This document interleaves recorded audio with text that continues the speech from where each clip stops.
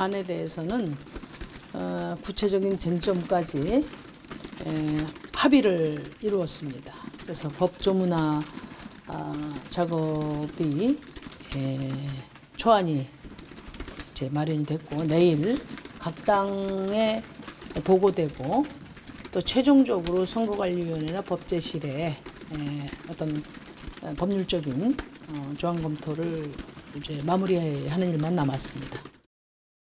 여야 4당이 합의한 이러한 선거법은 한마디로 최대의 권력 거래, 권력 야합입니다.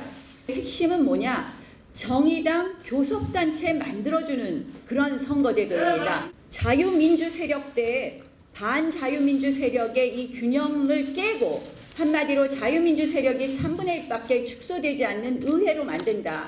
그래서 좌파 장기 집권 플랜이라고 하는 것입니다.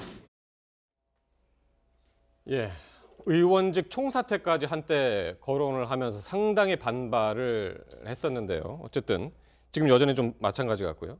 일단 우여곡절 끝에 여야 4당이 지금 선거제 개편 합의안을 마련했습니다. 먼저 그 합의안 내용부터 한번 좀 설명 좀 해주시죠. 네, 좀 복잡하긴 한데요. 최대한 좀 쉽게 설명을 좀 드리고 싶은데 우선 의석은 300석을 유지하는 쪽으로 하고요.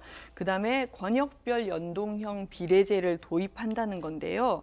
50% 정도를 연동한다는 것입니다. 애초에 야 3당은 100% 연동을 원했는데 100%까지는 힘들고 50% 정도까지 하겠다는 것이고요. 거기에 나누어서 비례대표를 선출하는 방식을 당원이나 선거인단이 직접 선출하도록 이렇게 법에 명시하겠다는 내용도 들어가고요. 또한 선거 연령을 현행 19살에서 18살로 한 세 낮추는 그런 내용까지 좀 포함을 하고 있습니다. 석패율제는 뭡니까? 석패율제를 도입하겠다고? 석패율제는 지역구에서 선거를 했을 때 실제적으로 이 그 투표 차이가 그러니까 이제 득표율 차이가 가장 작은 사람들의 경우에는 아깝게 떨어진 사람들. 비례대표로 이분들이 이 의석에 그러니까 국회에 들어올 수 있는 길을 열어주겠다는 건데 각 권역별로 지금 나누어서 권역별 비례대표제를 하겠다는 것이고요. 각 권역에 2명 정도의 석패율 대상이 되는 비례대표를 넣겠다 이런 내용까지 포함되고 있고요. 이 300석 가운데 현행은 지역구가 253개 석인데 그것을 225석으로 낮추고 비례대표의 경우는 47석을 75석까지 늘리겠다는 내용을 포함하고 있습니다. 지역구 의원들이 저렇게 되면 이제 많이 배제가 되기 때문에 그거를 조금 절충안으로 석패율제를 이제 그래서 이제 나온 것 같은데. 그래서 아깝게 떨어진 사람의 경우에는 국회에 들어올 수 있는 길을 열어준다. 이게 석패율 제도의 내용입니다.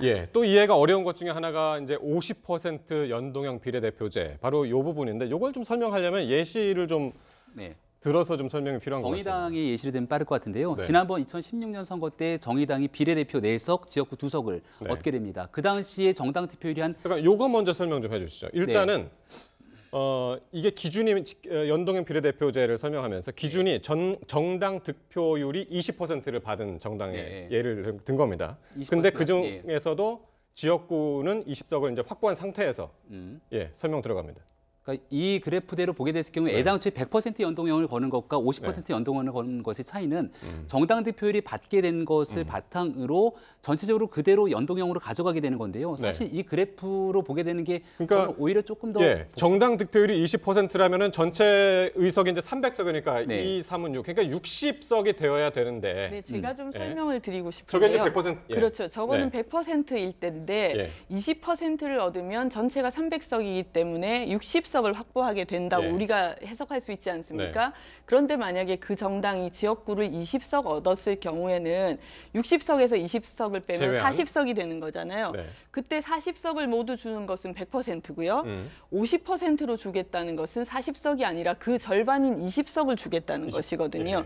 그래서 결국은 A라는 정당이 전체 의석 300석 가운데 20%의 득표율을 얻었다면 40석의 의석을 가지고 가게 되는 것이 지금 현재 이 결정된 선거제 개편안의 내용입니다. 정의당의 예로 조금 설명을 드릴게요. 정의당 같은 경우가 2016년도에 7%의 비례대표 득표를 얻게 돼서 총 4석의 비례의석수를 갖고 가게 됩니다. 네. 근데 이것을 만약에 100% 연동형으로 놓게 됐을 경우에 지금 현재 상황으로 보게 되면은 7%가 300석을 기준으로 보게 되면은 총 가져가는 총 의석수가 21석이 되는 거예요. 그렇죠. 그중에 지역구에 2석밖에 얻지 못했기 때문에 나머지 19석을 채워주겠다는 겁니다. 예. 근데 그렇게 가져가게 되면 정의당이 너무 많은 의석을 갖고 가게 되고 예. 거대 양당인 민주당과 한국당이 의석을 많이 못 갖고 가게 되니까 7%의 절반 50%만 적용하자 그러면 결국은 3.5% 그러면 300석을 기준으로 봤을 때 한 10석 정도가 되는 거예요. 10석에서 2석이 빠지게 되니까 한 8석 정도를 비례를 예. 가져가겠다는 거라 예. 중간에서 조정하는 절충안을 만들어낸 게 50% 연동형으로 보면 됩니다. 예.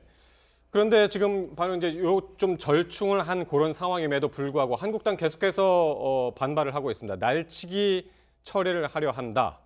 총력 저지에 지금 나섰습니다. 오전에도 한 차례 회의를 했죠. 그렇습니다. 뭐 한마디로 이건 좌파 독재를 연장하기 위한 장기 집권 플랜이다. 굉장히 그 강력한 그런 비난을 쏟아내면서 만약에 이대로 여당이 밀어붙인다면 의원직을 전원 총사퇴하겠다. 네. 그것도 이 재보궐이 더 이상 불가능해지는 4월 이후에 함으로써 국회를 사실상 마비시키겠다 이런 얘기를 하고 있어요.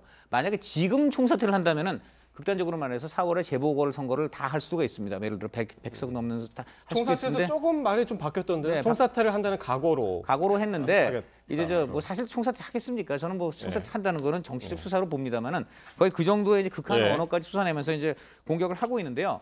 그런데 내심은 조금 좀 다릅니다. 왜냐하면 이 같은 의원들이기 때문에 무엇보다 지금 지역구 밥그릇에 민감합니다. 그런데 좀 전에 나왔습니다만은 당장 민주당 안대로 한다면 호남에서 6석이 감소하고 그리고 사실 지금 민주당의 의원이 제일 많은 곳은 수도권입니다. 예. 호남은 민주평화당이 더 많고요. 호남 근데 무려 수도권에서 10석이나 감소를 해요. 예. 그러니까 이게 민주당 내에서도 사실 지금 전혀 합의가 안 된 안입니다.